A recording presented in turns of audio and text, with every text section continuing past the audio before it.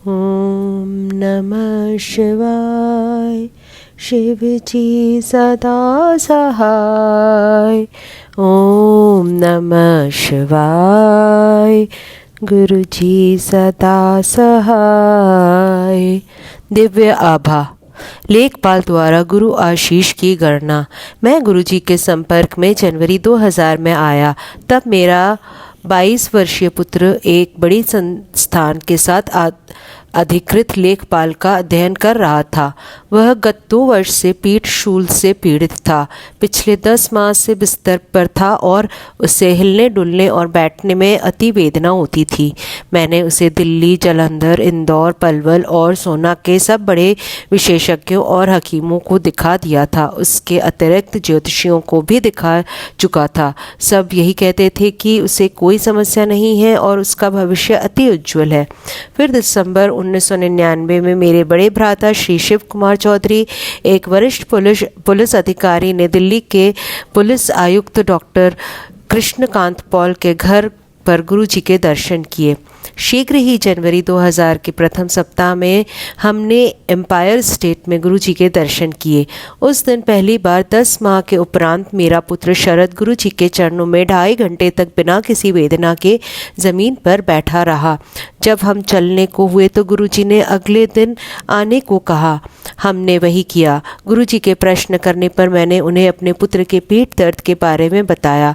गुरु जी ने कहा कि उन्होंने उसे पहले ही आशीर्वाद दे दिया है और ताम्र लोटा लाने को कहा। गुरुजी ने उसे अभिमंत्रित किया। उसी में से एक मास तक जल पीने के पश्चात मेरा पुत्र बिल्कुल स्वस्थ हो गया। अब वह अधिकृत लेखपाल बनकर एक अंतर्राष्ट्रीय संस्थान के साथ कार्यरत है। गुरु कृपा से उसे 1.5 वर्ष के लिए अमेरिका भेजा गया है। गुरु जी ने मेरी बेटी को स्वस्थ किया। गुरु जी की असीम कृपा से मेरी बेटी को MBA पाठ्यक्रम में प्रवेश मिल गया था। उसकी कक्षाएं 1 सितंबर से प्रारंभ होनी थीं, पर 1 अगस्त से उसे मियादी ज्वर ने घेर लिया। मेरी बहन के पुत्र डॉक्टर गिरीश बजाज ने उसकी चिकित्सा आरंभ करी। वह उसे देखने के लिए प्रतिदिन प्रातः 8 बजे चिकित्सालय जाने से पूर्व घर आते थे। सब प्रयास करने पर भी ज्वर कम नहीं हो रहा था। 24 अगस्त को गुरुजी ने जब मेरी पत्नी के संगत में न आने के बारे में प्रश्न किया तो मैंने उन्हें बताया कि वह रोग संताप बेटी की देखभाल में लगी हुई है। गुरुजी ने कहा कि यह उनको पहले क्यों नहीं बताया गया। उन्होंने अपने चरणों में से एक फूल माला उठाकर मुझे देकर कहा कि उसे एक बाल्टी जल में डालकर उस जल से बेटी को स्नान कराना है। अगले दिन प्रातः मेरी बेटी ने वैसा ही किया और उसका तापमान एकदम से गिरकर 98.5 डिग्री हो गया। पिछली रात्रि को 101 डिग्री था। अब जब 8 बजे तो डॉक्टर बजाज आए तो वह तापमान में गिरावट देखकर अचंभित रह गए। 4-5 दिन में मेरी बेटी पूर्णतः स्वस्थ हो गई और उसने विधिवत अपने विद्यालय जाना आरंभ कर दिया। डॉक्टर बजाज इससे इतने प्रभावित हुए कि उन्होंने भी गुरुजी के दर्शन की अभिलाषा करी और उनके भक्त हो गए। वीज़ा कोई कठिनाई नहीं। मेरा भांजा चिकित्सा विज्ञान के स्नातकोत्तर पाठ्यक्रम के लिए अमेरिका जाना चाहता था। अमेरिकी दूतावास भारतीय चिकित्सकों और चिकित्सक विद्यार्थियों को वीज़ा सरलता से नहीं देता था। मैंने गुरुजी से उस पर कृपा करने की विनती करी जिससे वह वहां जाकर अपना स्वप्न साकार कर सके। गुरुजी ने मुझे झिड़की लगाई कि आए दिन मैं उनसे अनुग्रह करता रहता हूँ। मैंने उत्तर दिया कि 3 व्यक्ति मन की आशा पूर्ण कर सकते हैं। सर्वप्रथम ईश्वर जिसे किसी ने नहीं देखा है, दूसरे माता पिता जो अब इस संसार में नहीं हैं और तीसरे गुरुजी जो अपने आशीर्वाद से सब कुछ कर सकते हैं। केवल वह ही मेरी पहुंच में है। गुरुजी ने कल्याण हो गया कहकर उत्तर दिया और मुझे अपने भांजे को वीज़ा के लिए अमेरिकी दूतावास भेजने को कहा। हम चकित रह गए जब अमेरिकी दूतावास में वीज़ा अधिकारी ने उससे अधिक प्रश्न नहीं पूछे। यद्यपि दूसरे आवेदकों को 45-50 मिनट तक प्रश्न करने के उपरांत भी वीज़ा मना कर दिया जाता था। इससे सहज उसे सहजता से ही वीज़ा मिल गया। आज मेरा भांजा अमेरिका में सुखी दाम्पत्य जीवन व्यतीत कर रहा है। लंगर के उपरांत दावत। एक वरिष्ठ आयकर अधिकारी मेरे साथ गुरुजी के दर्शन के लिए आया करते थे। एक शुक्रवार को गुरुजी ने हमें अगले दिन आने को कहा।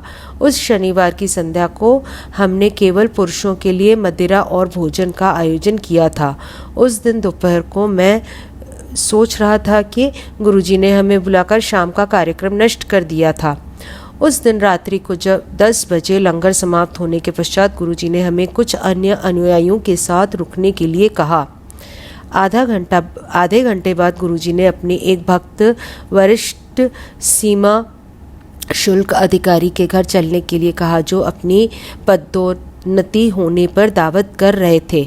जब हम उनके घर पहुंचे तो हमें पेय प्रस्तुत किए गए।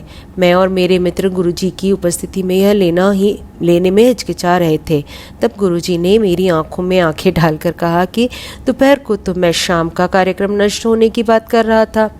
अब यहाँ पर मैं प्रसन्न चित्त होकर जितना चाहूँ पी सकता हूँ। मेरी आंखों में आंसू आ गए। मैंने गुरुजी के चरणों में गिर पड़ा और मात्र इतना ही कह पाया कि आप अंतर्यामी हैं। मेरे चालक को गुरुजी के दर्शन हुए। मेरा वाहन चालक सुरेश धार्मिक प्रवृत्ति का है। एक दिन मैंने उसे संगत में अंदर आकर गुरुजी के दर्शन करने को कहा, पर वह समस्त भद्रजनों की उपस्थिति में के कारण झिझक रहा था। संगत के उपरांत मैं किसी को विदा करने अंतर्राष्ट्रीय विमानपत्तन गया था। 2 बजे के आसपास जब मेरी गाड़ी मुख्य मार्ग पर मुड़ रही थी तो मैंने गुरुजी को वहाँ पर कुछ अनुयायियों के साथ देखा। मैंने सुरेश को रुकने को कहा और हम दोनों ने उतरकर गुरुजी के चरण स्पर्श किए। गुरुजी ने मुस्कुराकर बोले कि मेरी इच्छा अपने वाहन चालक को उनके दर्शन कराने की थी, इसलिए वह आए थे। मेरे पास उनको धन्यवाद करने के लिए शब्द नहीं थे। शिव अवतार।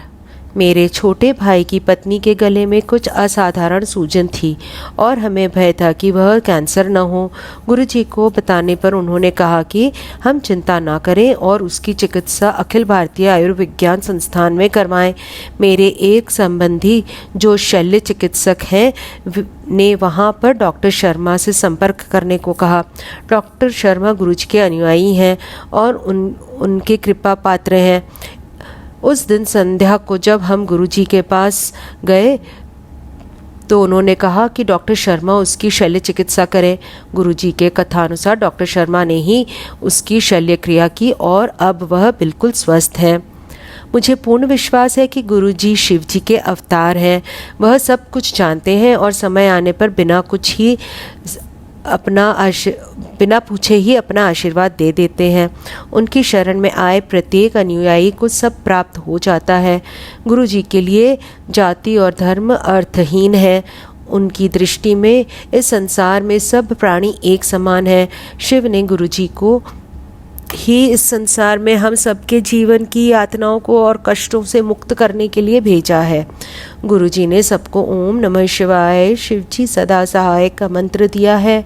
मैं उसमें ओम नमः शिवाय गुरुजी सदा सहाय, ओम शांति और जय गुरुदेव जोड़कर उसका संशोधन करना चाहूँगा। भारत भूषण चौधरी, दिल्ली। ओम नमः शिवाय शिव जी सदा सहाय, ओम नमः शिवाय गुरु जी सदा सहाय। शुक्राना गुरु जी।